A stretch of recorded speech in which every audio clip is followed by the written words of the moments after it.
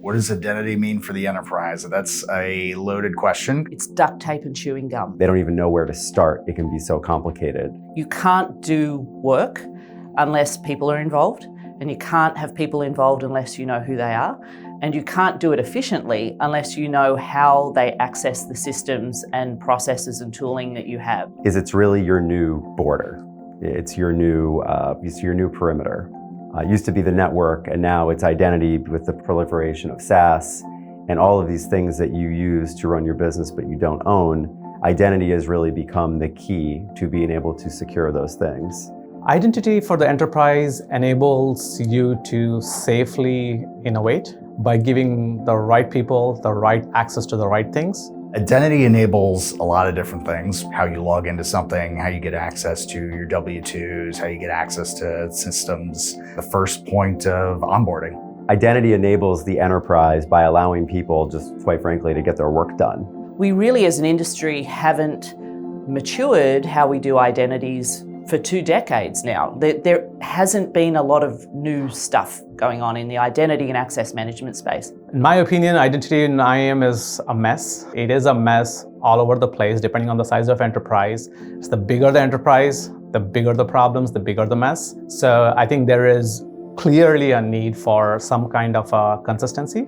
The challenge of optimizing identity and access management in the enterprise is that you're beholden to how the enterprise works. People need to access things, they need to access them quickly, they need to access them from wherever they are. That's obviously to get their work done, but we as a security team want to make sure that we can keep an eye on things, find anomalies, look for suspicious or unexplained behavior, and do both things in a way that does not impede people's ability to work. You're gonna know when someone doesn't have access to something. No one's gonna tell you, oh, I still have access, I haven't worked there in 6 months. So the way it makes me feel when I see all these tools out in the marketplace is I wonder, are these people interested in just making money off IAM because it's the new hotness? Or are they really trying to solve a problem? Do they understand what the problem is? To have a common, consistent view of the landscape of identity and access management, not only in an organization, but across the ecosystem that the organizations work in. That would be awesome. But more importantly, the stakeholders within my organization are going to feel more secure about what we're doing, and likely they're going to want to invest more in what we're doing because I've got demonstrably a way of showing that their investment is getting the ROI that they're looking for. I think the way that identity can tie into onboarding and offboarding access to data, we have to put data at the center of the universe.